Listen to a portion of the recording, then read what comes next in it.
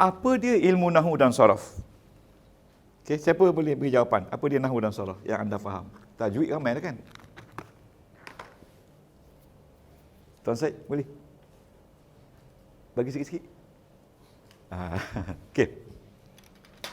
Tak ada? Salim betul Kita nak belajar sekarang ni, nak jawi ke rumi? Jawi. Boleh jawi? Tak boleh? Nak rumi? Okey. Kena ikut minoriti. Okey, Tuan Haji boleh? Tuan Haji boleh dua alam.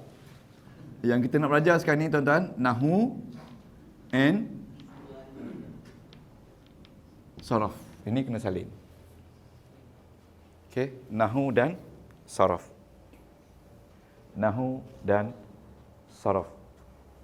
Okey. Sebelum tu, bila kita bercakap when we are talking about Quran, ilmu yang perlu kita belajar ini dia, Al-Quran. Ya, dia panggil ilmu tuan salin ilmu Al-Quran ni tuan-tuan ada cabang dia. Yang pertama dia panggil nahwu ataupun kita kata grammar. Ingat ini the first lesson tau. Okey. Yang kedua dia panggil saraf. Saraf, bukan saraf. Saraf ni artinya dia panggil construction of word. Saraf. Okey. Yang ketiga dia panggil tuan-tuan fasahah. Okey. Yang keempat dia panggil balaghah. Okey. Tuan-tuan, yang kelima tuan-tuan, yang kita belajar tu tajwid. Dan yang keenam kita belajar tarannum. Okey. Yang ketujuh baru kita belajar tafsir. Di bawah tafsir ni ada lagi bidang ilmu yang perlu kita belajar. Untuk menjadi tafsir ada 8 bidang ilmu yang perlu dipelajari oleh seorang ahli tafsir untuk menjadi dia ahli tafsir. Jadi tuan-tuan, ini syarat untuk belajar untuk menjadi seorang ulama berasaskan ilmu Quran, nahwu dan saraf. Jadi kelas kita concentrate on nahwu and saraf. Tidak balaghah. Ya, dan tidak fasahah dan tidak tajwid dan tidak tarannum dan tidak tafsir. Kerana majoriti tuan-tuan pun boleh baca Quran dan tahu fasahah, tahu balaghah, tahu tajwid, tahu tarannum, tapi majoriti umat Melayu hari ini dia mahir dalam tajwid, mahir dalam tarannum dan dia pergi belajar tafsir. Ya bagus, tapi dia tidak tahu nahwu dan saraf. Sangat rugi. Yang pertama dulu. Tapi kenapa kita selalu duduk kat belakang? Yalah, sebab kita dah diajar begitu. Mesti baca, mesti berlagu. Orang yang berlagu pandai-pandai tu dia tahu tak saraf nahwu? Tak. Sebab itu dalam pertandingan Quran, yang paling besar sekali kesalahan dalam pertandingan Quran, dia panggil wakaf ibtidak. Wakaf ibtidak tu markah yang paling banyak lagi kosong. Wakaf ibtidak, mana when to stop and when to start again. Because they don't know, sebab dia tak belajar nahwu saraf. Okey? Jadi, tuan-tuan, ini 7 perkara yang mesti dipelajari oleh setiap manusia yang bergelar Muslim. Anda tidak boleh menjadi usahawan yang berjaya kalau tak tahu ni. Sebab dalam Quran ada sebut, tak tahu ini. Ya? Tak boleh. Anda tidak boleh jadi ahli tafsir kalau tak tahu ini semua. Tapi ramai orang ni belajar tafsir, tok guru tafsir tak ngajar ini. Tak ngajar ini. Dia ngajar ini saja. Dia ngajar. Jadi setiap ahli tafsir, setiap orang belajar nahwu, dia mesti jadi ahli, dia mesti tahu untuk menjadi tafsir. Senang tak nak belajar tafsir? Bukan senang. Jadi tuan-tuan faham ni? Saya akan terangkan apa dia nahwu saraf ni dalam satu ayat.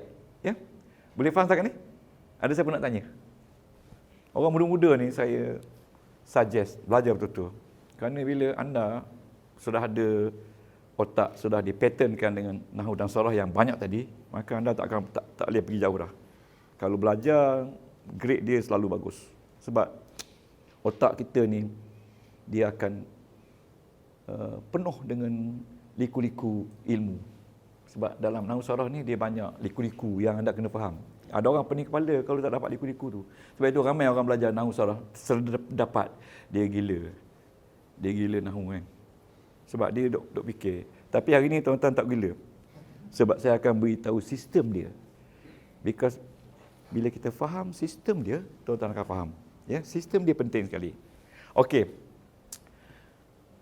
Kita ambil satu ayat yang bernama Bismillah.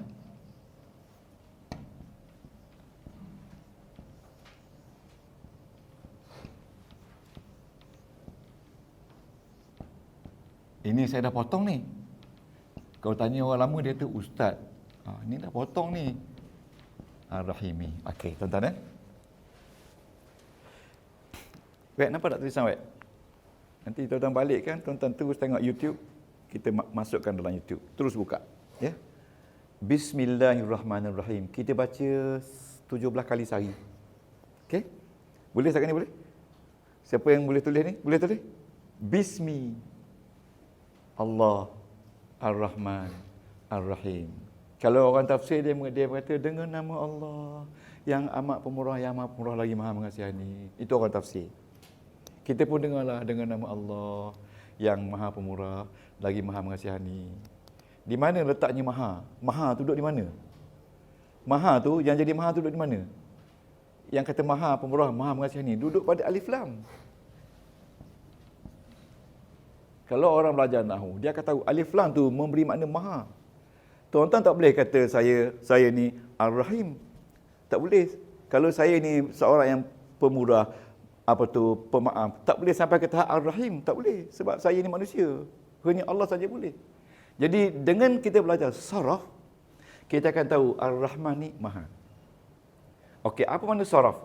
Saraf ni, tuan-tuan, kita mengenali bentuk-bentuk perkataan di dalam ayat ini.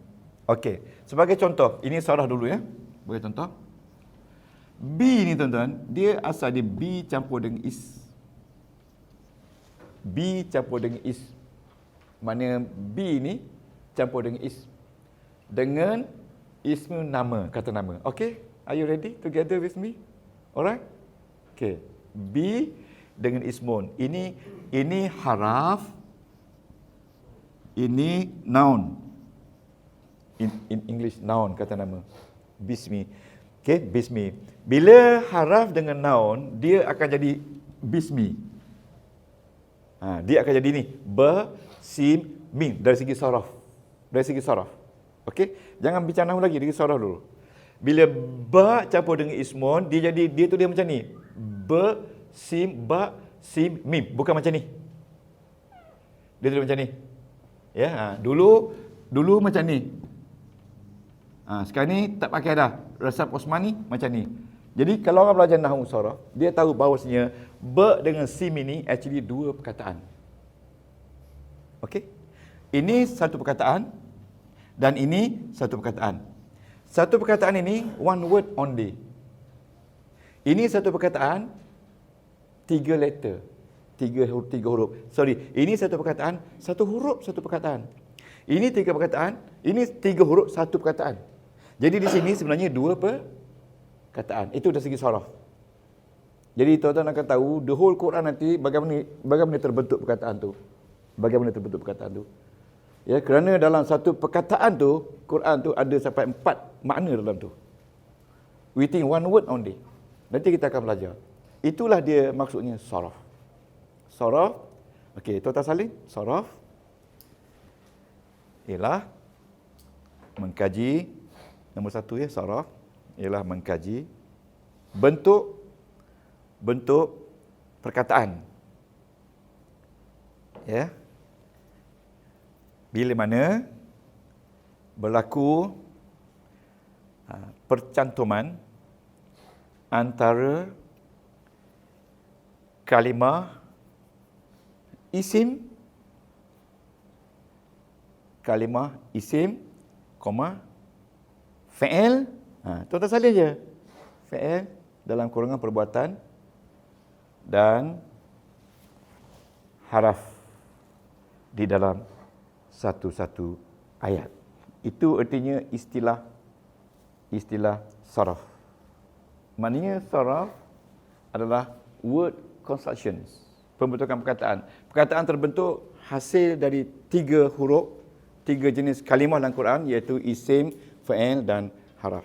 Boleh dapat setakat ni? Boleh? Tak apa. Ini baru preview. Okey. Allah, ini adalah nama Allah yang terdiri daripada alif, lam, ha. Dia jadi Allah. Itu saraf. Itu saraf. Okey. Ar-Rahman ini alif lam. Nama dia alif lam qamariyah dalam tajwid. Ya. Ra campur dengan ha, campur dengan mim, campur dengan mim, campur dengan nun. Dia jadi Ar-Rahman. Okey? Sorry, alif lam samsiah. Tuan-tuan pernah dengar tak alif lam samsiah dalam Quran? Dalam tajwid. Ya, biasa kan? Kalau dia berjumpa dengan 14 huruf samsiah dan 14 huruf qamariyah, dia akan jadi qamariyah dan samsiah. Ya. Jadi untuk itu jangan risau. Okey? Ar-Rahim dari alif lam syamsiah juga. Ya. Campur dengan ra, campur dengan ha, campur dengan mim, campur dengan ya, campur dengan ya, campur dengan ya, campur dengan mim. Okey. Dan bila kita belajar saraf, kita akan tahu Ar-Rahman ini dia ada root dia. Jadi root dia rahimah. Rahimah. Nak faham root ni lah yang paling rumit sekali. Bila tuan-tuan baca auzubillahi minasyaitanir rajim, bismillahirrahmanirrahim, sendiri datang dalam fikiran dia Ar-Rahman tu root dia rahimah. Sama juga dengan Ar-Rahim, root dia rahimah. Jadi tuan-tuan, same root, different meaning. Di sini Ar-Rahman Maha Pemurah. Ini Ar-Rahim Maha Penyayang. Without learning saraf, we do not know what actually Rahim tu datang. Sebab itu salah satu aspek penting dalam pengajaran ilmu saraf ialah kita memahami root. Root itu asal usul kalimah. Okey? Nah. Ada kalimah yang tak ada root. Macam Allah, dia tak ada root, tak ada akar. Bismi tak ada root, tak ada akar. Sebab itu dia kata nama. Dia kata nama, tak ada akar. Jadi tuan-tuan, yang paling utama sekali bila kita baca Quran, kita faham saraf. Saraf ni, di mana tuan-tuan jumpa saraf ni? Kalau pergi Mekah, saraf kan? Kalau nak pergi Mekah, dia tulis saraf. Saraf ni maknanya money changer. Kita change money dari besar ke kecil, dari currency Malaysia kepada Arab currency. Itu nama saraf. Ataupun dalam bahasa ini dipanggil exchange, money changer. Ya. Jadi saraf ni nahu changer. Dia change. Change pattern. Kerana dari satu root, tuan-tuan, dia boleh menghasilkan sampai 120 perkataan yang berbeza. Tapi macam mana banyak perkataan pun, dia mesti kena root dia. Sebab itu tuan-tuan akan mengajar mengenai root. Saya kata untuk kenal root ni setahun je. Tak sampai setahun. Tuan Haji Abdullah berapa lama kenal root? Okay. Kalau sebenarnya Tuan Haji Abdullah, kita jumpa perkataan masjid. Ni masjid ni Masjid. Ni mim, sim, jida. Kalau kita baca dalam nahu masjidun. Orang Malaysia kata masjid. Orang Terengganu kata semejid. Orang Arab dia kata masjidun. Apa dia root dia tu? Root dia sajadah. Because daripada root ni dia boleh jadi berpuluh perkataan. Okey, kalau saya kata usjud, apa root dia? Apa dia root dia? Sajadah. Kalau saya kata as-sajidun, apa root dia? Sajadah. Kalau saya kata yasjudun, apa root dia? Sajadah. Kalau saya kata sajadah, kita sembahyang setiap hari Khamis Jumaat, apa root dia? Yes, masih sajadah. Masih sajadah. Inilah kita kena belajar saraf. Okey, itu dia sajadah. Sebab ini sebenarnya berkaitan dengan sistem. Okey, sekarang ni kita move kepada nahu. Nahu, okey Salim. Nahu ialah mengkaji perubahan. Perubahan baris akhir bagi setiap perkataan. Sama ada dia tetap atau berubah. Okey. Sama ada dia tetap atau berubah. Dalam Al-Quran, sebanyak-banyak kalimah Quran tu dia divide into two only, either fixed or berubah. Ada tetap atau berubah. Jadi tuan-tuan hari ni tak saya tahu lagi lah apa tetap kan. Tetap atau berubah. Tetap atau berubah. Kalau tuan-tuan boleh kenal dia tetap, ini berubah, dah cukup bagus dah. Dah cukup bagus dah untuk bekal ke akhirat. Dah cukup bagus dah. Ini tetap. Macam saya kata, ini berubah, ini berubah, ini berubah, ini berubah. Sebab dia boleh jadi dia boleh jadi ismu, ismi, isbah. Dia boleh jadi hu, hi, ha. Berubah kan? Dia boleh jadi ni, nu, na. Dia boleh jadi mi, mu, ma. Dia berubah pada tiga saja. Sama ada bagi depan, bagi atas atau bagi bawah. Ini je tiga perubahan. Hei, kita tak sanggup ke nak mengenali perubahan kalimah ni hanya tiga saja. Tiga saja. Itu yang saya kadang geram tu. Nak ajar tiga-tiga ni tak faham-faham. Kenapa? Tiga saja berubah. Tuan-tuan, kita ni yang dah mendapat segala nikmat ni tak mampu nak faham ayat Quran perubahan tiga saja. Dia berubah bagi depan sebab ada 8 sebab. Rasa geram. 8 sebab saja dia berubah. Hari ni baru boleh tahu. Dia berubah kepada atas ada 12 sebab. 12 only. Orang belajar belasan tahun. Dia belajar, dia bagi bawah kepada ada 3 sebab. Ini bagi apa ni? Ini bagi apa ni? Ini bagi apa ni? Ini bagi apa ni? Okey, maknanya 3 sebab saja. Ini salah satu dari 3 sebab. Ini sebab yang kedua, ini sebab ketiga. Sebab pertama, sebab kedua, sebab ketiga. Ada 3 sebab saja isim balik bawah. Ni, 3 sebab saja. Ni ada 3 sebab saja isim balik bawah. Pada bismillah pun dah cukup dah. Okey. Tuan-tuan akan tahu 10 minit dari sekarang apa sebabnya. Okey, janji ya. Are you with me? Dia ni sistem tuan-tuan, full of system. Sebab tu ramai orang saintis yang ikut program saya, dia mula dapat sebab saintis ni dia bekerja dengan sistem.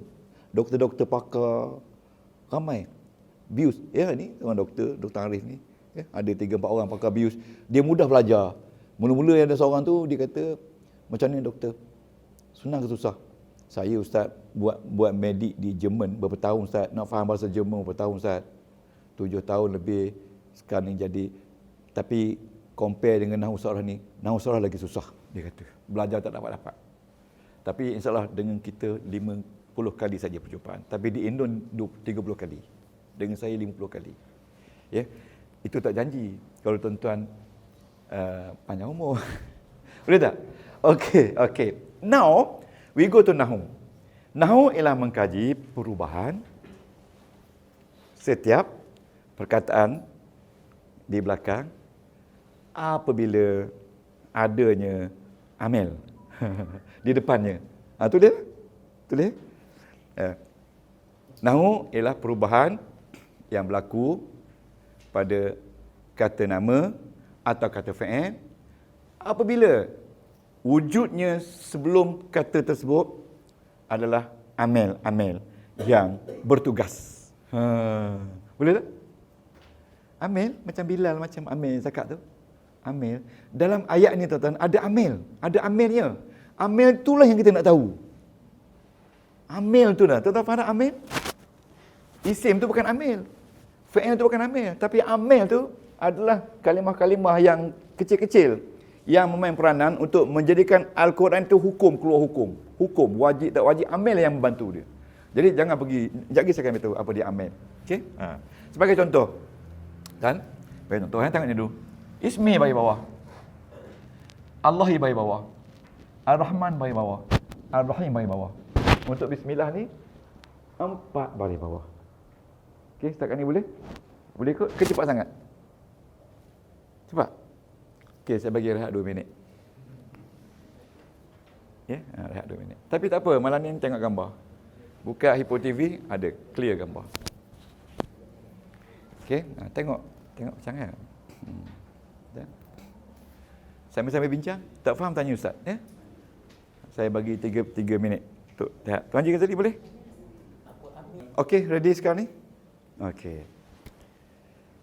Okey, kita dah belajar tentang nahwu. Dah belajar tentang apa tu saraf. Okey. Okey. Apa dia makna fasahah? Fasahah ni artinya macam syair tu tak? Tuan tengok tak? Perkataan ni Bismillahirrahmanirrahim. Mi. Itu fasahah dah tu. Bunyi sama. Sebahagian dari fasahah. Ya, fasahah. Balaghah di sini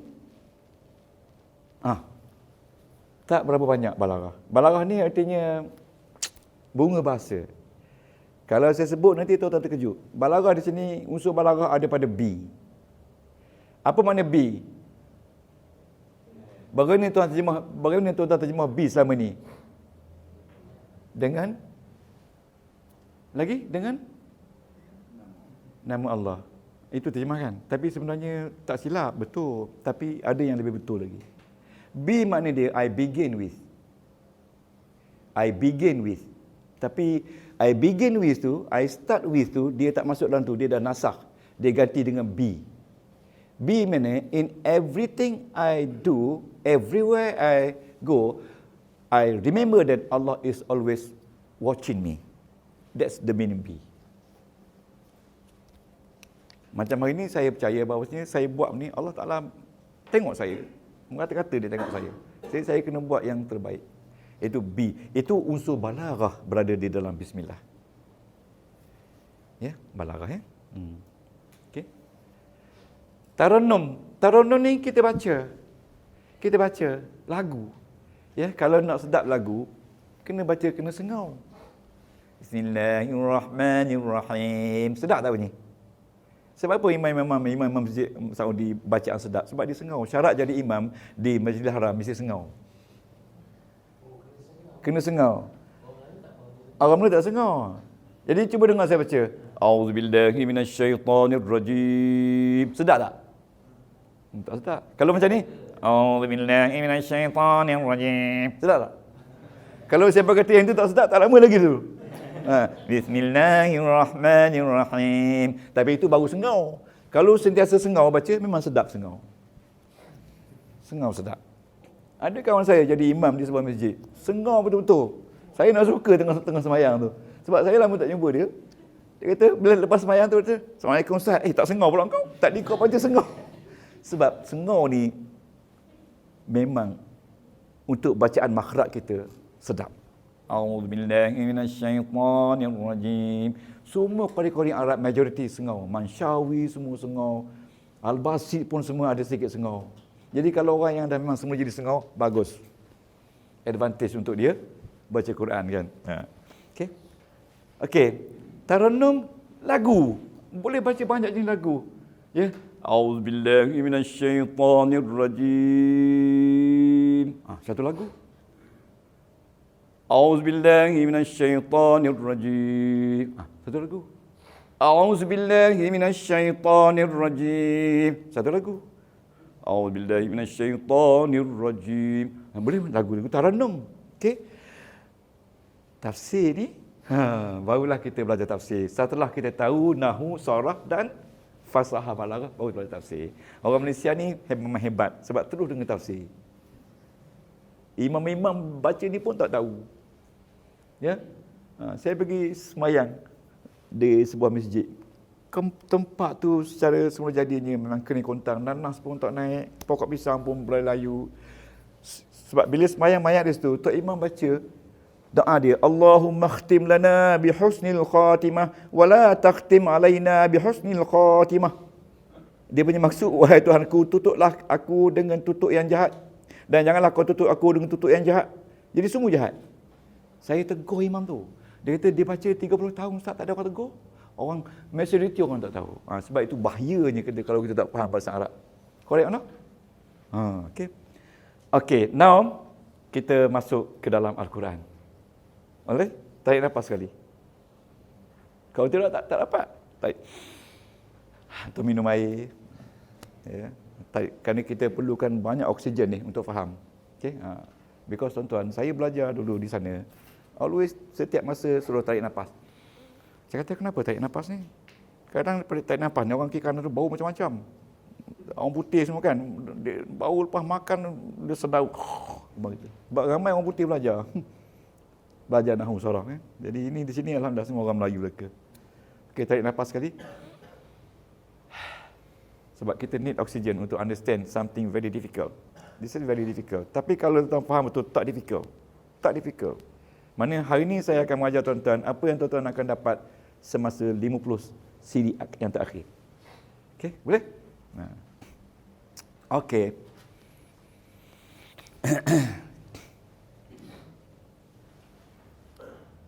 Okey.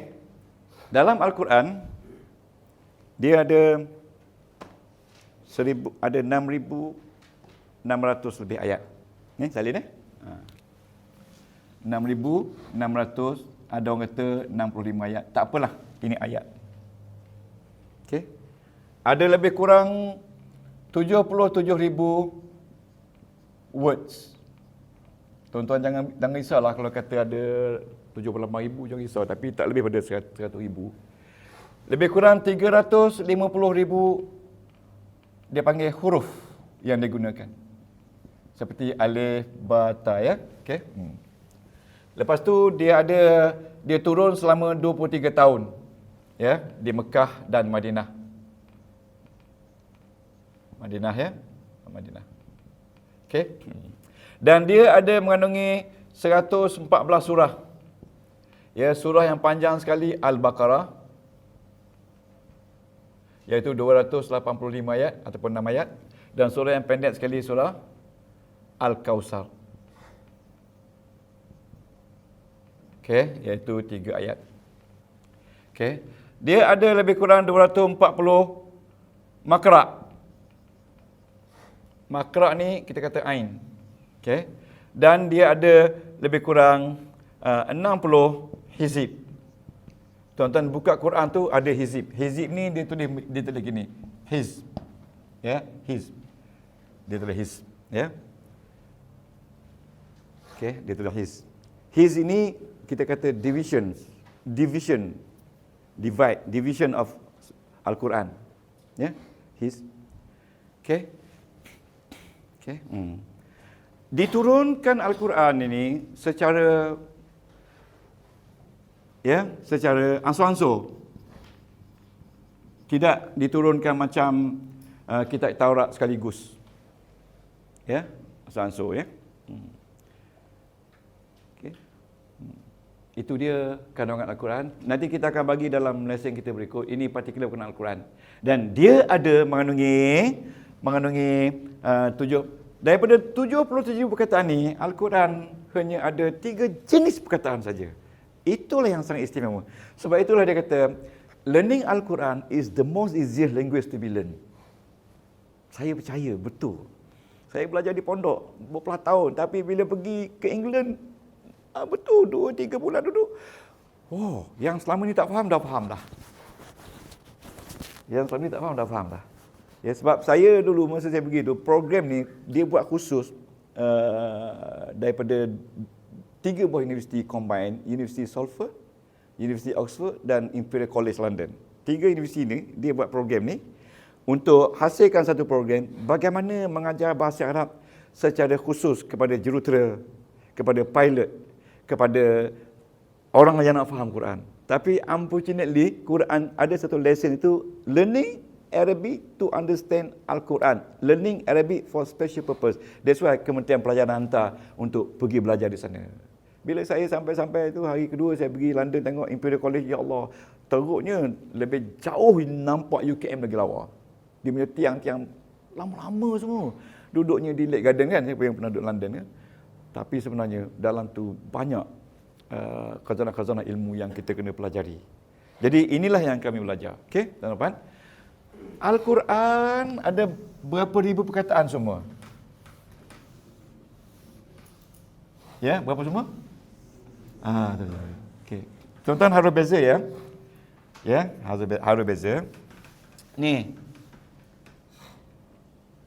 Ini alif, ba, ta, Sa, Jim, Ha, Kha, Da, Za, Ra, Zai, Sin. Ini salin. Sin, Shin,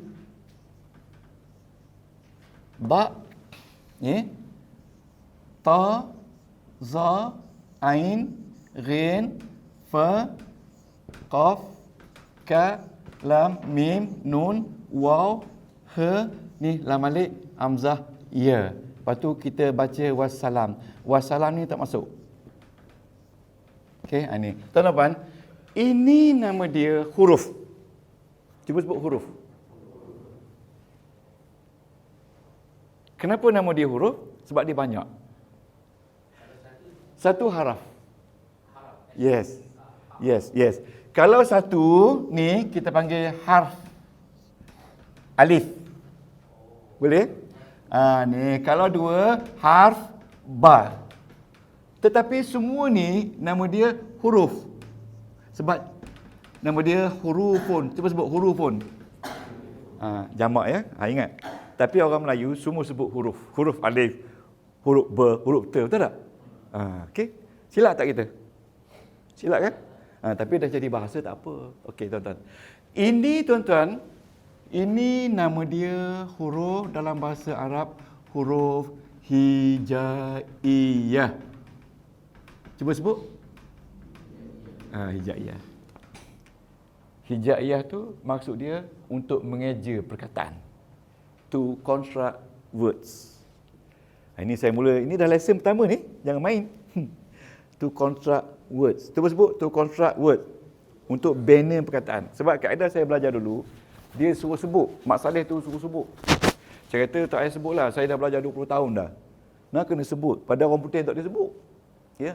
Cuba sebut huruf hijaiyah. Tulisan Jawi dia gini. Huruf hijaiyah. Orang putih panggil alfabet. Alfabet. Kalau dalam bumi ya, daripada alif tu jadi A kan. Boleh ni? Alfabet. Alfa tu sebenarnya nama Arab. Alfa tu maknanya ribu. Bet tu perenggan. Jadi daripada alif beta ni kita boleh buat ribu-ribu perenggan menggunakan 29 ni, tak ada lebih. Canga tak masuk. Betul tak? Okey. Okey sekarang tuan-tuan. Nah. Daripada alif beta ni, alif beta ni kita bila belajar Quran kena sebut alif, bukan alif. Ba, bukan ba. Ba, ta, sa, jim. Itu nama dia makhraj. Tempat keluar huruf. Ada di tengah, ada di leher, ada di dalam dan sebagainya kan. Itu tak kira, itu nahwu tajwid. Okey tuan-tuan. Tengok betul-betul. Dari 29 ini, dia bila kita belajar Quran, dia terbagi pada dua. Satu nama dia huruf mabani. Cuba sebut. Mabani. Dan dua huruf ma'ani. Tuan-tuan tengok saya punya CD 1. Ya, CD 1, CD 2, CD 3, CD 4 ada. Ya, tuan-tuan boleh tengok CD. Okey. Yang penting you faham ni. Dalam bahasa Melayu, mabani ni mana tuan-tuan? Semua huruf yang 28 ni atau 29 ni adalah huruf mabani. Ni huruf mabani. Digunakan untuk mengeja perkataan. Boleh faham? Boleh? Semua huruf alif bata tu dikatakan mabani. Kerana dia boleh mengeja perkataan. Ya? Boleh ya? Kalau tak dapat, tanya saya. Boleh semua? Boleh? Hajah boleh? Nama dia mabani. Mabani tu maksudnya bangunan. Mabna dalam bahasa Arab. Mabna tu maknanya tetap. Dia boleh guna untuk buat ejaan. Umpamanya kalau tuan-tuan nak eja ayah dalam bahasa Arab, senang saja. Tuan-tuan sebut alif, alif campur dengan ba, dah jadi ayah. Jadi alif dan ba jadi ayah. Okey? Kalau rumah, ambil ba, ambil ya, ambil ta, jadi rumah. Baitun jadi rumah. Okey? Ini itu maksudnya mabani. Okey, setakat ni boleh? Haji Ghazali senyum je. Boleh? Boleh saya teruskan? Tapi tak saya risau, nanti kita akan ulang. Okey. Okey. Di antara ni ada huruf ma'ani. Ada huruf ma'ani, tuan-tuan. Ma'ani ni artinya, okey, tulis. Ma'ani bermaksud ada nilai makna di dalamnya sendiri. Ma'ani artinya ada nilai makna di dalamnya sekali. Tetapi maknanya tidak berfungsi sekiranya ia tidak bercantum dengan kata nama atau kata isim. Yes. Barulah di sini kita bermulanya belajar nahwu dan saraf Al-Quran. Kalau dia tidak bercantum dengan kata isim ataupun kata perbuatan. Boleh faham setakat ni? Kalau tuan-tuan boleh terima ni, wah, kita boleh pergi dengan aman tenteram, tak ada peperangan depan ni. Okey. Daripada alif beta, ada huruf-huruf yang have their own meaning, but the meaning cannot stand on their own without tanpa dia berada di sebelah kata nama isim ataupun kata perbuatan. Boleh? Faham konsep dulu, lepas ni tuan-tuan akan tahu. Ya, faham konsep. Ini kita nak mudah ni, bukan nak lambat, nak mudah ni. Okey. Sebagai contoh-tuan. Ya. Ni, sebagai contoh perkataan lam. Lam. Bila kita masuk alif, dia jadi la. Okey? Okey? Bila la ini Tuhan. Ilahun. Ilahun kalau dia seorang-seorang, dia memberi makna Tuhan. Tuhan. Tetapi bila taruh la, yang dikatakan la ni haraf, mana tidak ada Tuhan. La memberi makna no God. Dia deny no God. No God but Allah. But itu adalah haraf.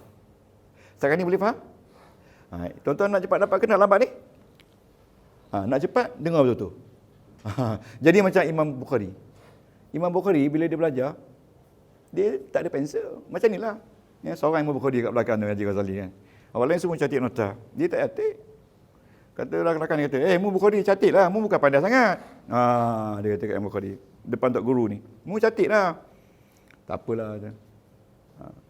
Akhirnya Tok Guru dia kata, Bukhari kau tak cantik? Tak apa. Sebab Imam Bukhari ni macam kaset. Jadi bila sampai masa lepas belajar tu, orang semua duduk bertelagah. Bila duduk bertelagah, ustaz kata gini, ini kata gini, dia kata no gini. Imam Bukhari yang tak ada catatan tu. Ni begini. Akhirnya Imam Bukhari dia jadi macam orang kata pengadil kepada semua orang untuk tasihkan apa yang dia pelajari daripada guru dia. Kan? Jadi tuan-tuan semua ni jadi Imam Bukhari. Boleh ni? Okey, sebagai contoh ya. Okey. Saya nak bagi contoh, mana dia huruf ma'ani? Boleh? Huruf ma'ani. Huruf ma'ani ni, dia ada, tulis tuan-tuan. Huruf ma'ani ni, dia ada 1 huruf. Ada 2 huruf. Ada 3 huruf. Ada 4 huruf. Dan ada 5 huruf. Dia tak ada 6 huruf. 1 huruf ada. Okey, ada 1 huruf. Ada 2 huruf, ada 3 huruf, ada 4 huruf, ada 5 huruf, ada 6 huruf. Huruf ma'ani ya. Tuan-tuan Tuan-tuan nampak? Clear tak? Now kita nak masuk dalam Quran. Quran ini satu lautan yang dalam. Now kita mula nak mencecah air ni. Itu ibarat kata pensyarah saya. Ya, we are about to orang kata nak menyelam ni. Tuan-tuan ya. Kalau tuan faham ni, lesson depan kita akan ulang balik lagi. Lepas tu kita akan masuk word by word, sentence by sentence. Okey. Tuan-tuan. Okey. Satu huruf memberi seperti hamzah. Hamzah ni hamzah. Hamzah ni. Ni hamzah. Hamzah ni makna dia adakah? Satu huruf. Okey? Okey? B, makna dia dengan. Okey? Li, makna dia bagi. Ya? Ka sama dia, ka sama dia seperti. Jadi tuan-tuan, yang satu huruf ni dalam Quran ada 13 only. Bilangan dia. Tak lebih daripada 13. Kalau tuan-tuan boleh kenal huruf ma'ani ni, satu huruf dalam Quran, maka cukup bagus dah. Macam ni, tengok B. B ni huruf ma'ani. Satu huruf, betul tak? Correct or not?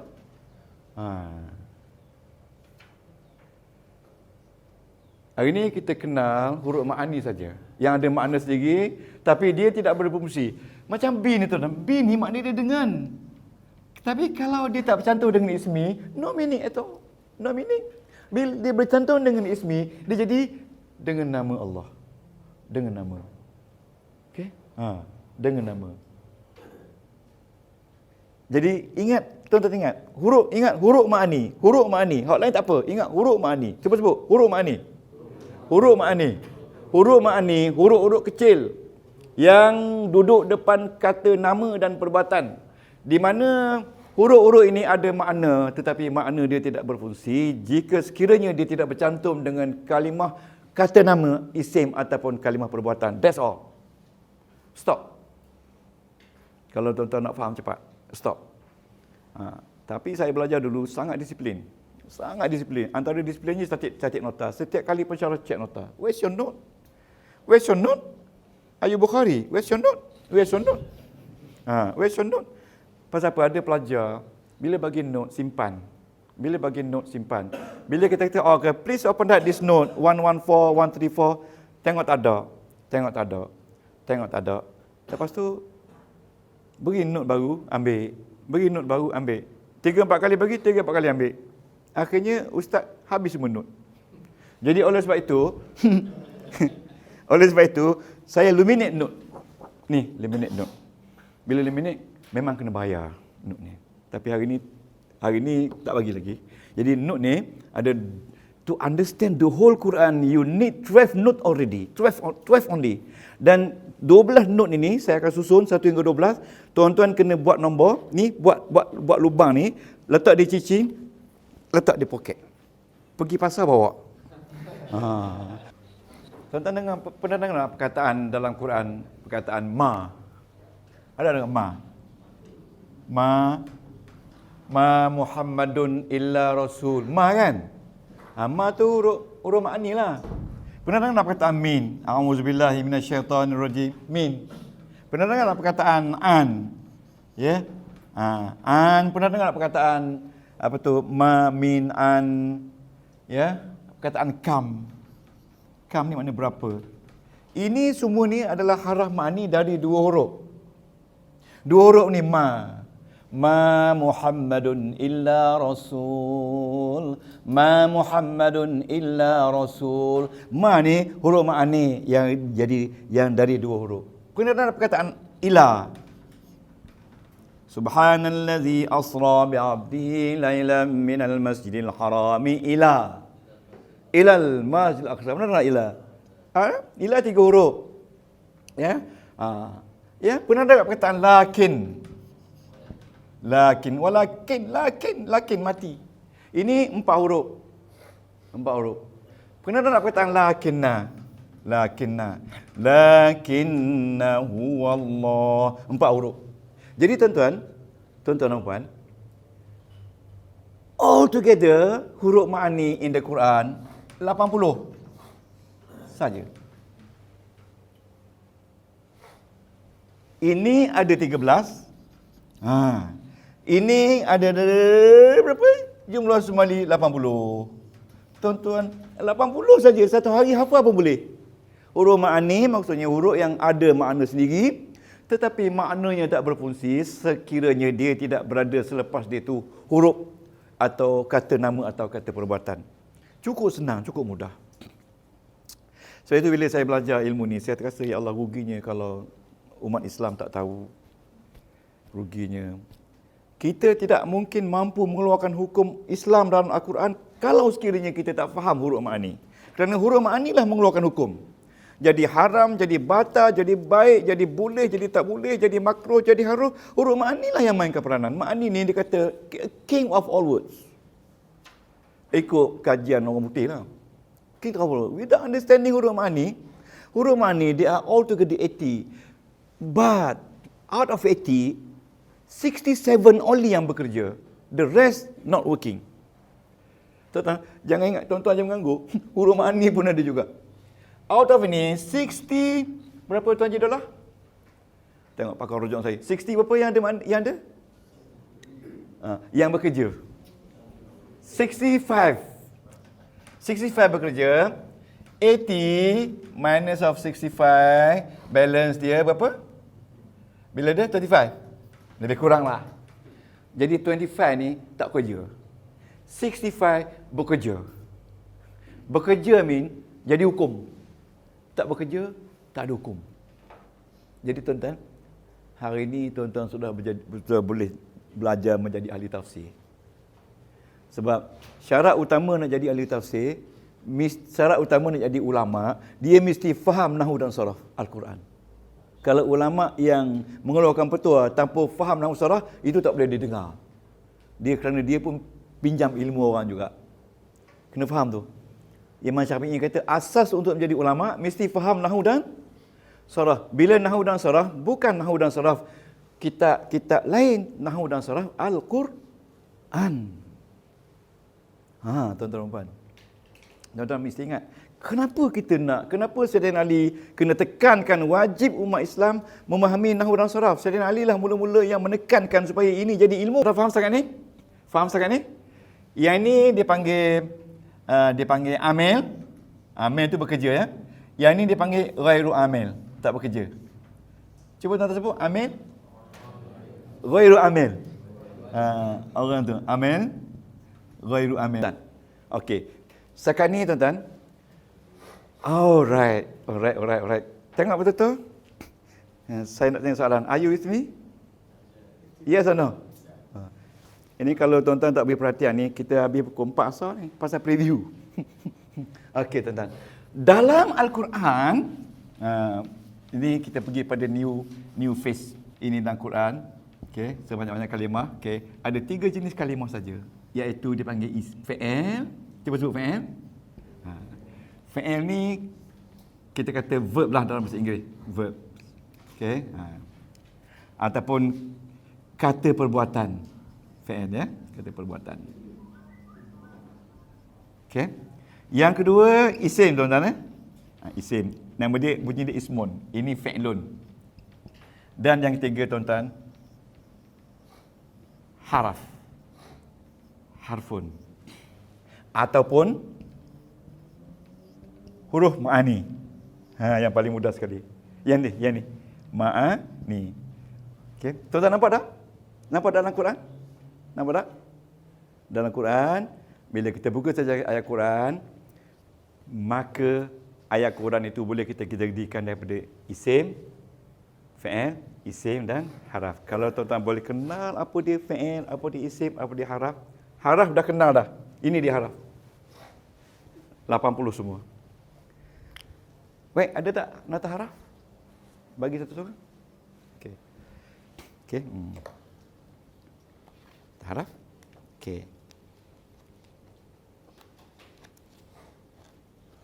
Ada tak? Okey. Tuan-tuan ini nota haraf. Bagi one each. Tapi hari ni free. Besok kena bayar. Okey, nota haraf. Doktor ada tak? Mana ada? Orang lama dah ada. Dah ada.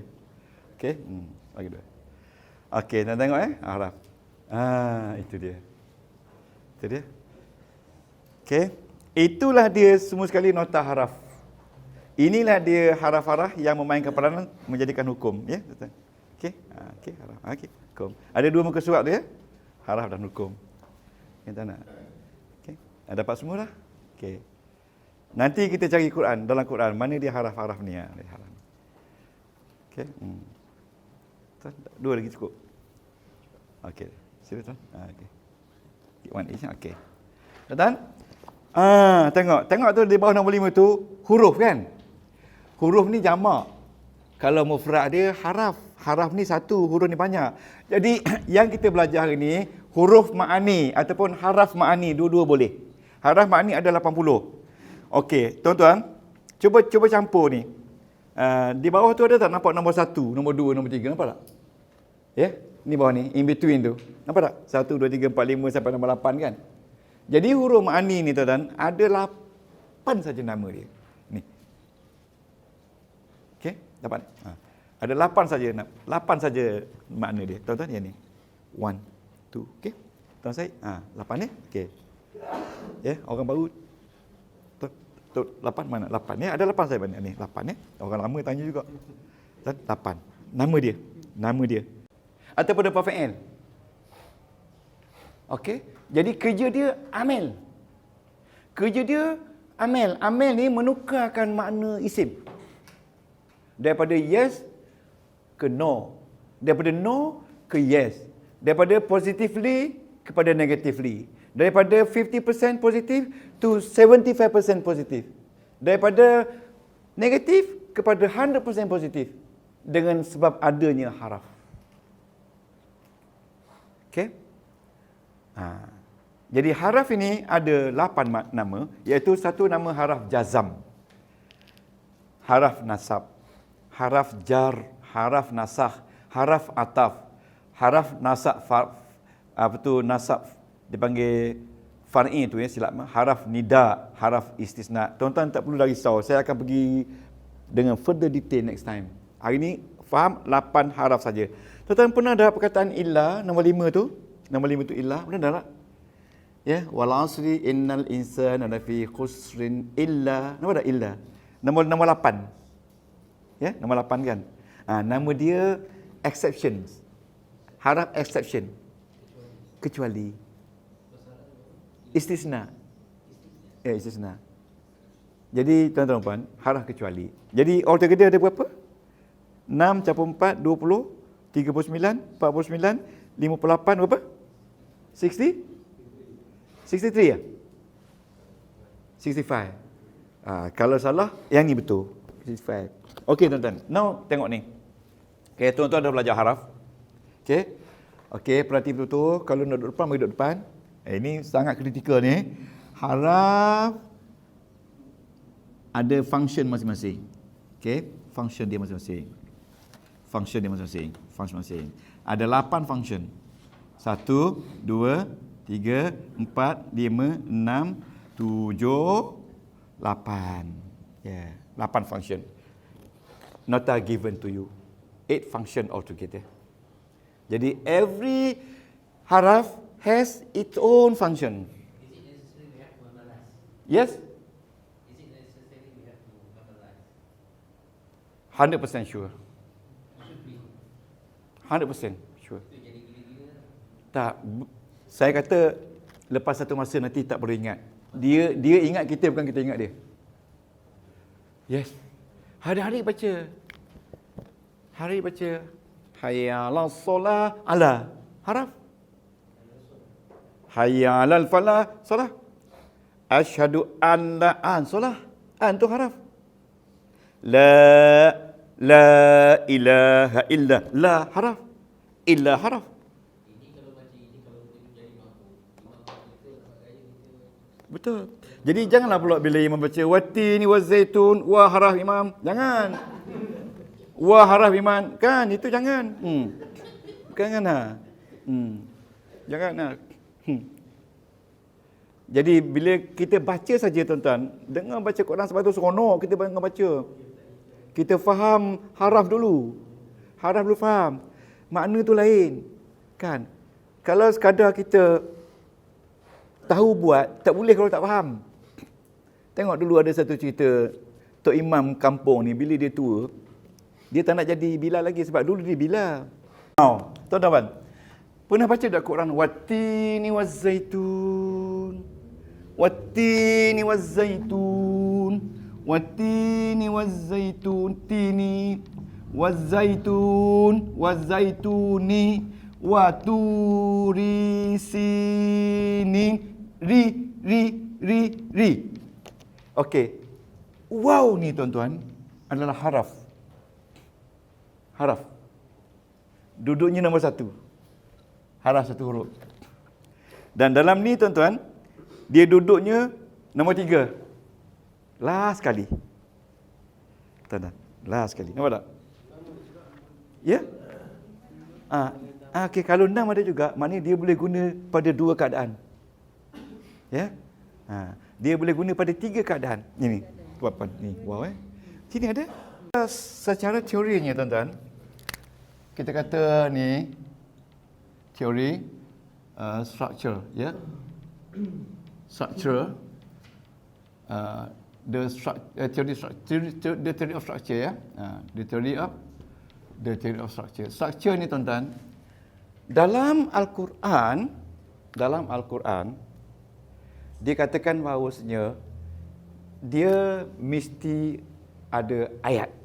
Okey, ayat. Ayat itu adalah complete sentence. Ada subject, ada predicate. It is a complete sentence. Tapi dalam kaedah bahasa Arab berlainan sikit. Ya. Dan dalam bahasa Melayu, bila kita kata ayat, dia mesti ada verb at least satu.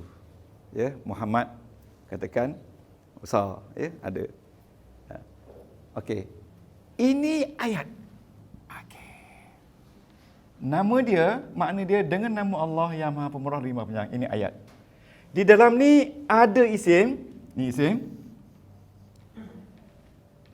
Ada haraf, yes. Ada isim, yes. Ada isim, yes. Tapi tidak ada perbuatan. Tak? Tak ada perbuatan. Isim saja. Okey. Tapi tengok tuan-tuan, haraf ni dominan, duduk di akhir sekali, di awal sekali, bismi. Sebab dia duduk di depan sekali lah, semua kena bagi bawah. Apa sebab semua bagi bawah? Sebab B ada kat depan. The power of B. How big B the power. Because ada orang buat PhD 768 muka surat dengan tajuk B, just B only. The topic B. Tuan-tuan bila belajar ni habis tamat ni, tuan-tuan akan tahu.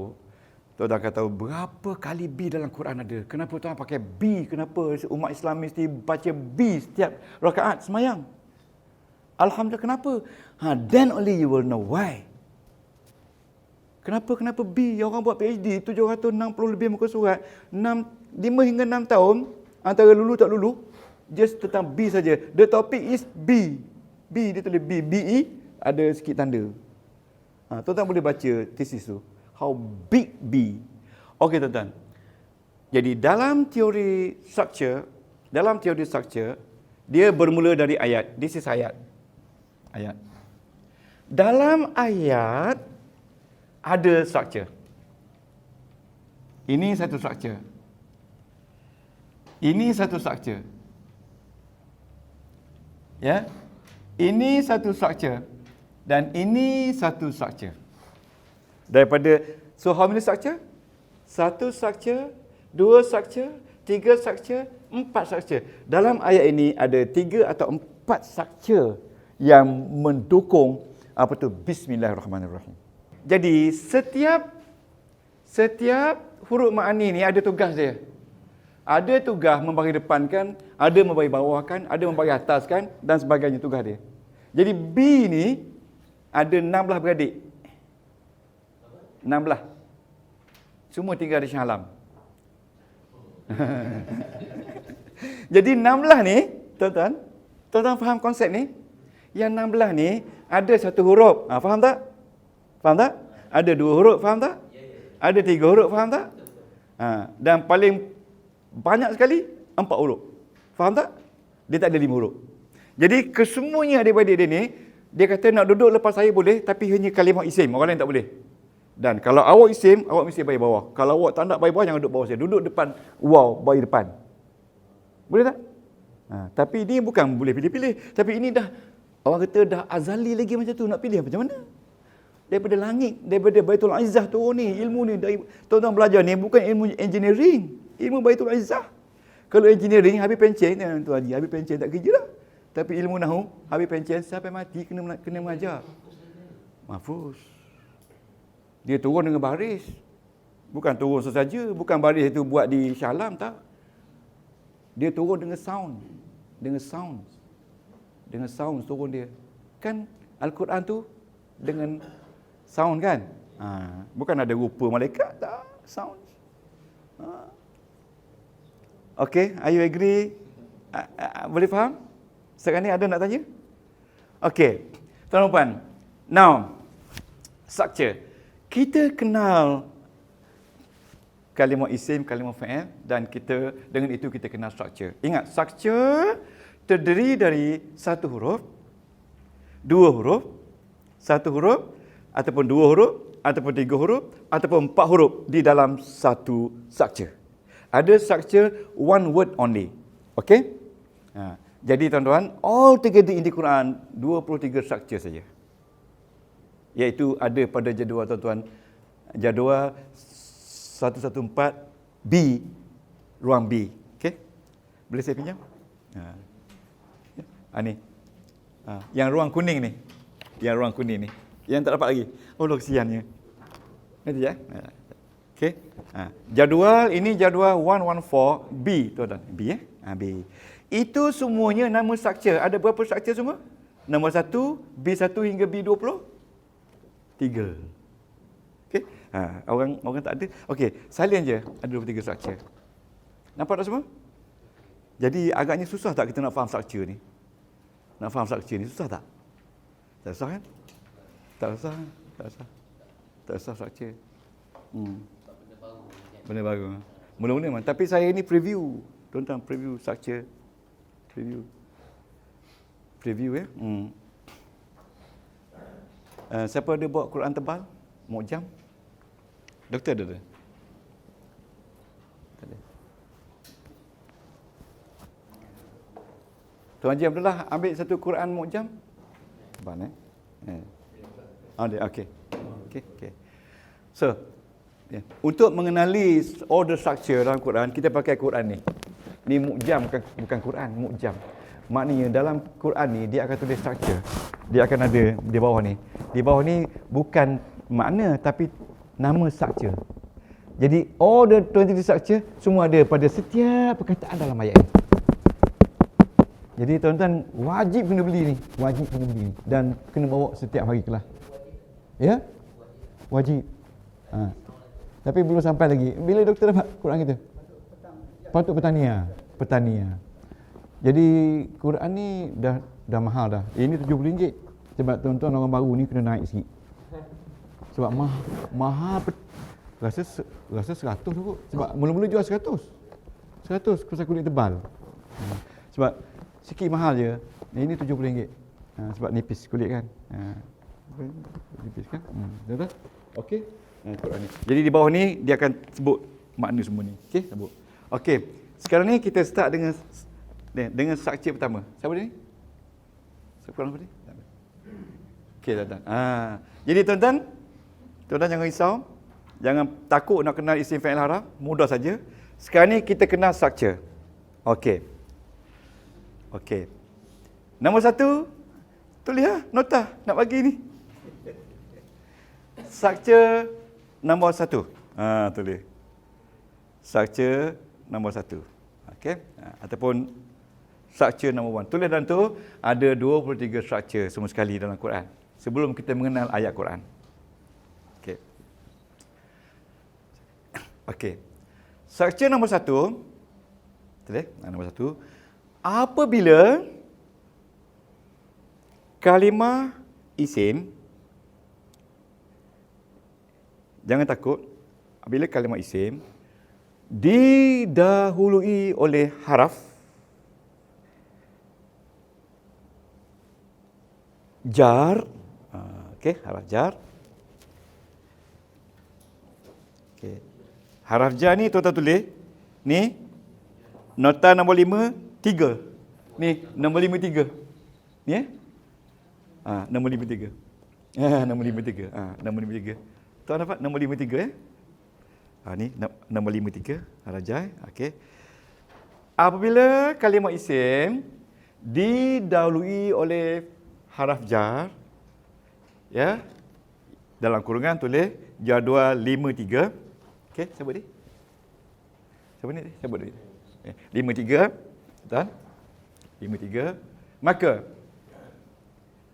isim tersebut mesti berbaris di bawah.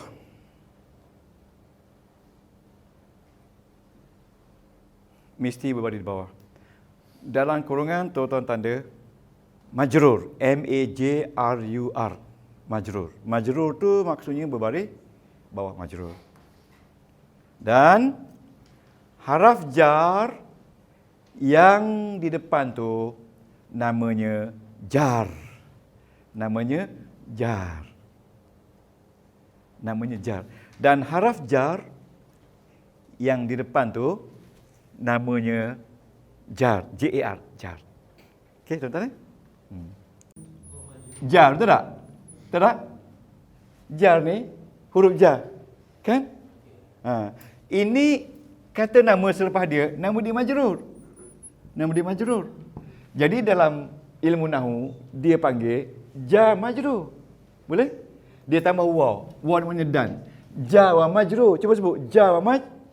Sebut. Jar wa maj. Jar wa maj. Jar wa majrur. Sebut 10 kali. Jar wa majrur. Jar wa majrur. Sebut lagi. Jar wa majrur. Jar wa majrur. Mari besok majrur wajah. Pula dah. Sebut itu sangat penting. Sebut sangat penting. Balik nanti turun tangga jar wa majrur. Jar wa majrur. Jar wa majrur. Kalau tidak jadi majrur wajah. Majrur wajah. Jar wa majrur. Jar wa majrur. Jar wa majrur. Jar wa majrur. Jar wa majrur. Tengok saya yang dah pandai bersebut jar wa majrur. Jar wa majrur. Jar wa majrur. Tak apa. Kita mengigau pun ayat Allah. Bukan kita mengigau tentang lain kan. Jar wa majrur. Cuba sebut semua jar wa majrur kuat-kuat. Lagi kuat. Lagi kuat. Lagi kuat. Okey, bila saya buat begini sebut jar wa majrur. Ada lagi 22 tanda. Boleh ingat tak? Ya. Okey? Lagi? Lagi? Tengok tangan saya lagi? Lagi? Lagi? Lagi? Okey, bila saya kata jar wa majrur angkat tangan, boleh tak? Jar wa majrur. Jangan sebut angkat tangan. Jar wa majrur. Jangan sebut angkat tangan. Jar wa majrur. Tengok sebut. Jar wa majrur. Kuat-kuat. Angkat tangan. Jar wa majrur. Jar wa majrur. Bila saya angkat tangan sebut.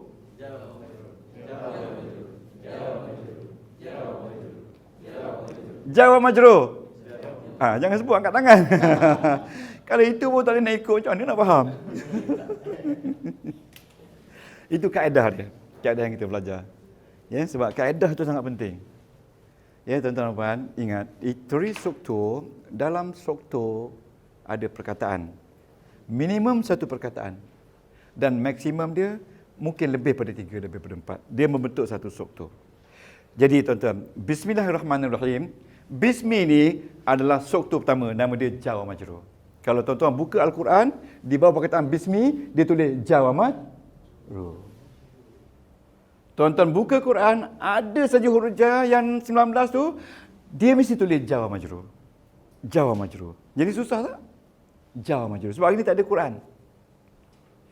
Buka saja Quran, dia tulis di bawah tu jar wa majrur. Macam tuan-tuan buka wal asri. Wal asri. Ini huruf jar. Huruf jar. Huruf jar, ya? One of the huruf jar. Jadi di sini kita kata wal asri, ini jar, ini majrur. Jar wa majrur, jar wa majrur, jar wa majrur. Wal asri. Okey? Okey, boleh kita pergi satu lagi? Satu struktur lagi? Okey. Saya tak nak bagi habis, tak apa, tuan-tuan kata mari satu hari dah belajar, tak payah lagi datang. Okey. Tuan-tuan dan puan. Ya? Bismillah. Tengok. Sekarang ni kita dah tengok Bismi. Ni tengok Bismi. Kita nak tengok kenapa Allah bagi bawah. Okey. Okey. Kita nak tengok kenapa Allah bagi bawah. Okey, tengok ni ya. Okey. Ni. Okey. Tuan ni. Okey. Okey, tuan tengok. Ni ni. Dalam tulis struktur yang kedua. Tulis. Bila dua isim struktur the second struktur. Bila dua isim bertemu dan isim kedua menunjukkan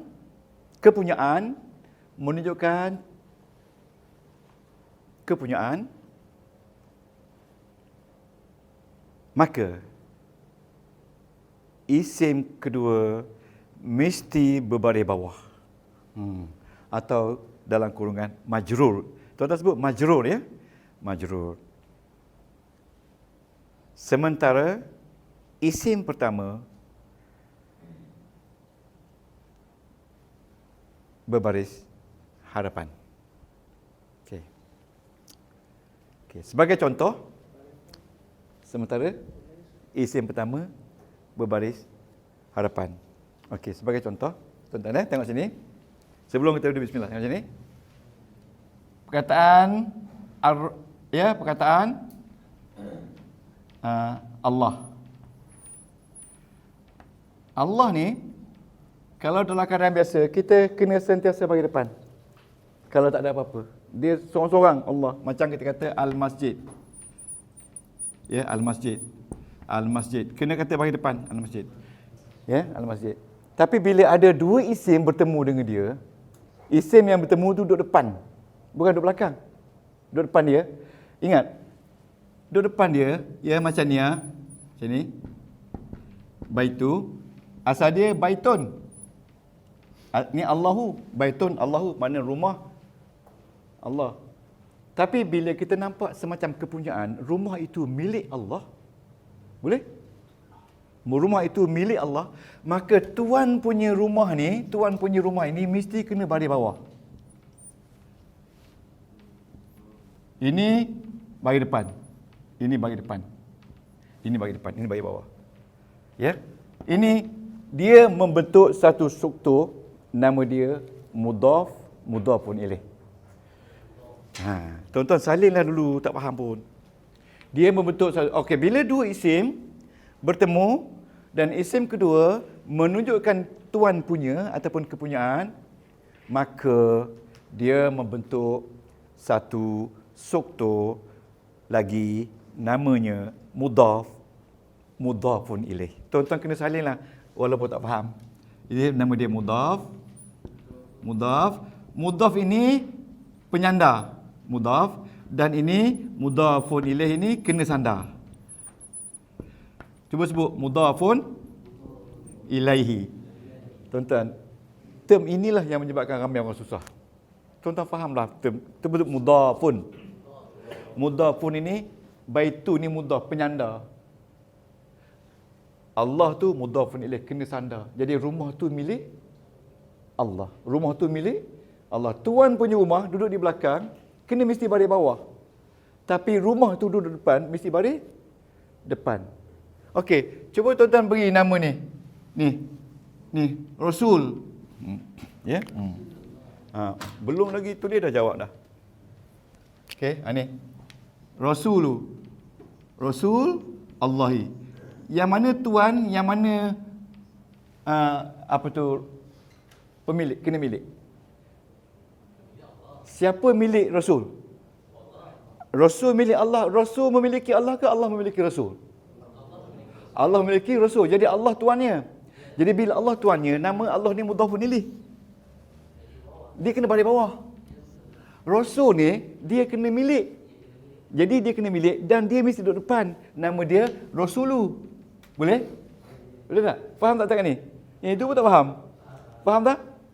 Faham. Jadi tuan-tuan, dalam bahasa Inggeris, mudhaf ni benda kena milik. Mudhafun ilaih ni pemilik. Yang ini dia panggil dia possess. Benda kena milik. Yang ini dipanggil possessor. Tuan-tuan jangan risau. Hari ni preview memang ketat. Memang ketat. Jadi bila lesson dia akan pergi part. Tapi preview ni tuan-tuan faham the whole idea in one day. Itu penting. Whole idea in one day. When we go to class, every class kita dah schedule dah kelas kita 1 hour ini, half an hour ini, macam ada orang belajar. Okay? Boleh? Proses. Jadi, bila dua perkataan, tengok ni, duduk dekat-dekat, dia mesti dekat-dekat, dan perkataan kedua menunjukkan possessor, pemunya, maka perkataan kedua mesti baris bawah, dan benda yang dipunya tu mesti baris depan. Boleh? Okey. Contoh lain? Tanya tu saya pula. Okey, perkataan ni. Ismullahi. Tak ada huruf jar tak? Tak ada huruf jar kan? Tapi jar majrur ada huruf jar tak? Ada. Tetapi bila mudhafun ilaih bersambung dengan B, depan tu ada B, memberi nama bismillah, ismu sudah jadi ismi. Dan ejaan dia pun jadi macam ni. Bismi. Tak ada kata lagi bismu. Sebab dia sudah ada huruf jar depan. Jadi bismillah ini tetap he. Sebab dia ni one dependent structure. Dan this structure depends on B. But this one, dia punya structure depends on ismi. Jadi we have now two structures. First structure bismi, jar majrur. The second structure mudhafun ilaih. The first structure duduk dalam B21. Look at B21. Yes. The second structure duduk dalam B22. Correct or not?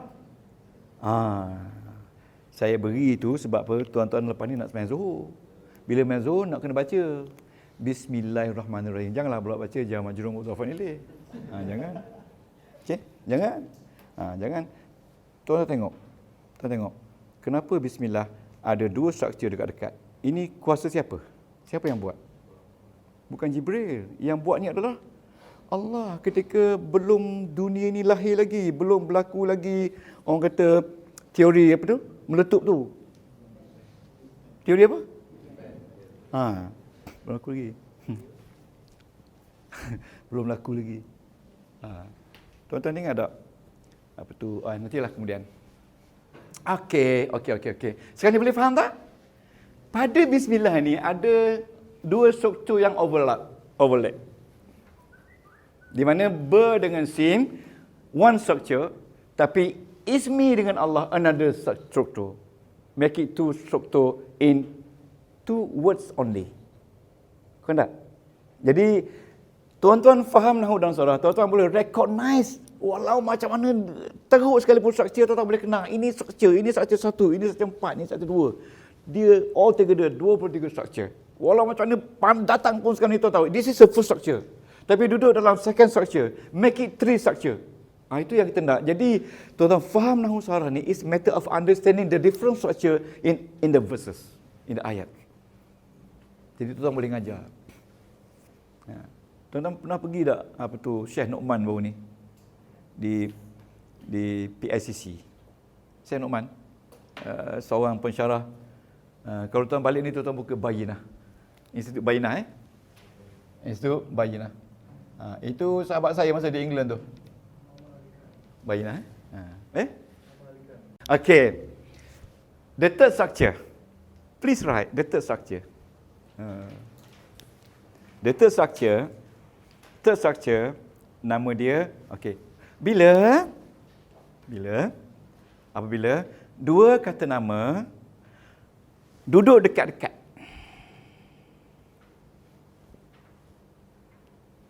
dan menunjukkan bentuk yang sama, baris yang sama, maka dalam hukum nahwu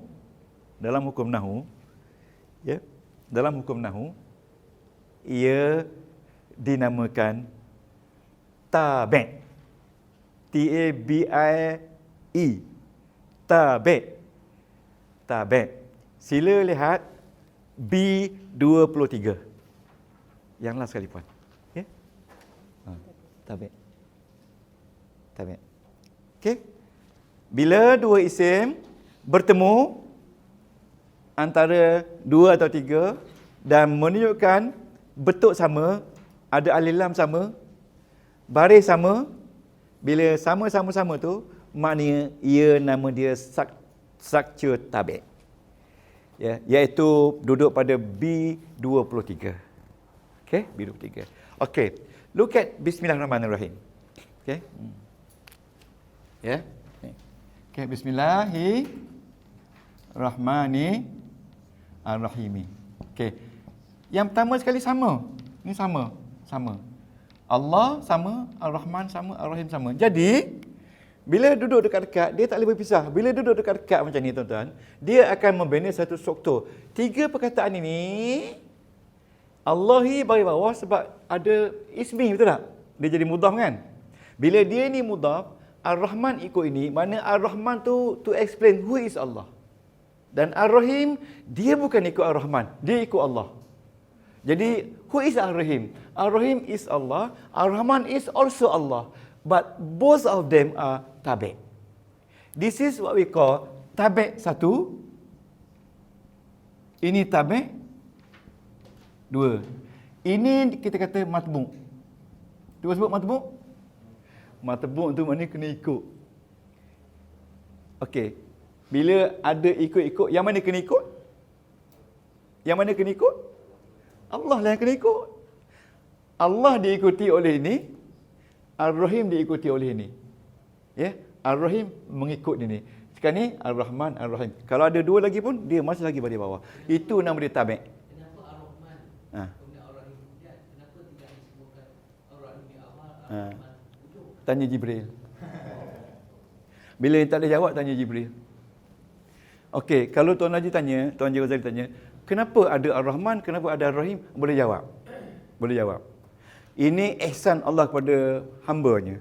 Di mana kalau kita tak tahu siapa dia Allah, Allah itu adalah Ar-Rahman. Tak tahu Ar-Rahman apa dia, Ar-Rahman itu adalah Ar-Rahim. Kalau tiga-tiga tak tahu nak buat apalah. Jadi Ar-Rahman itu adalah nama Allah, Ar-Rahim itu nama Allah. Tapi nama Allah sebenarnya Allah. Jangan kata Bismillahirrahman, salah. Kena kata Bismillah. Kerana Ar-Rahman itu adalah menerangkan tentang Allah. Dan Ar-Rahim pun tentang Allah. Jadi sekarang kita sudah tengok dalam Bismillah saja sudah ada 3 struktur. Iaitu struktur jar majrur dengan alat, struktur mudhafun ilaih tanpa alat, hanya 2 isim bergabung, dan struktur tabi' tak ada alat, hanya 2 isim atau lebih bergabung. Isim yang pertama dia kata majrur, kena balik bawah. Isim yang kedua juga majrur sebab dia jadi mudhafun ilaih, dan isim ketiga dia majrur sebab dia kena ikut majrur. Kalau isim ni bagi depan, dia ikut bagi depan. Boleh tak? Okey, agree? Susah ke? Itulah dia kita punya preview hari ni. Learn how berfikir, Sebab apa Tuhan kata sila lihat unta. Kenapa tak lihat lembu? Sila lihat unta, bagaimana unta dijadikan. Tuan-tuan tahu tak, unta ni satu makhluk yang ada GPS. GPS tahu? Kita baru ada GPS baru kan? Unta dah lama dah. Apa buktinya? Masa dulu, unta ni kalau siapa sesat, cari unta. Unta akan bawa kita pergi ke wadi. Dia akan duduk, kita akan tidur atas dia, dah lapar sangat ni. Dia akan bawa kita, unta tahu di mana ada wadi, ada air. Dia akan bawa. Sebab unta ada GPS. Kita kalau sesat di padang pasir, mati. Mati tak? Mati. Unta tak. Yang kedua, ada 8 unta kategori. Yang kedua, unta tak ada binatang yang sakit lutut. Tak ada. Dia tak sakit lutut. Tuhan jadi dia stable. Yang sakit lututnya manusia. Sebab manusia, dia makan suka hati. Unta tak makan lebih daripada apa yang dia. Itu hebat unta. Jadi kalau nak hidup sihat macam unta. Kita di sini umur 40 tahun, ambil kursi duduk sembahyang. Umur 40. Sebab tak ikut unta. Ada 6 lagi kejadian kenapa Tuhan suruh tengok unta. Jangan ke mana-mana. Akan datang. Okey. Sekarang we are about end. Siapa nak tanya, tanyalah. Dah kita dah 12.30 dah. Mohon maaf patut sejam je. Dah habis. Apa nak tanya? Okey. Kelas kita hari ni setiap pukul 10 hari Ahad sampai lebih kurang pukul 11.30. Ini preview. Preview je. Sebab preview kena habis. Preview kena habis. Okey? Tak ada malam weekdays. Malam tak ada. Malam kita belum ada. Kalau kita ada hari Rabu satu, kita boleh buat malam. Tapi kita tak cukup pelajar. Inilah baru kita ada pelajar dalam berapa 30 orang kan. Kalau tidak kita ada 10 orang je sebab kita buka dulu tak ada iklan. Jadi kalau perempuan boleh bawa rakan-rakan, jalan-jalan, balik nanti kongsi idea dengan dia bincang. Okey, kalau tak ada apa insya-Allah saya mohon maaf. Okay, subhanakallah wa bihamdika asyhadu an la ilaha illa anta astaghfiruka wa atubu ilaik. Amiltu su'an wa zalamtu nafsi faghfirli fa innahu la yaghfiru dzunuba illa anta. Allahumma anta rabbi la ilaha illa anta khalaqtani wa ana 'abduka wa ana 'ala ahdika wa 'alika mastata'tu a'udzu bika min syarri ma sana'tu abu'u laka bi ni'matika 'alayya wa abu'u bi dhanbi faghfirli fa innahu la bi rahmatika ya arhamar rahimin. Wa sallallahu ala sayyidina Muhammadin wa ala alihi wa baraka wa sallam walhamdulillahi rabbil alamin. Taqabbalallahu minkum.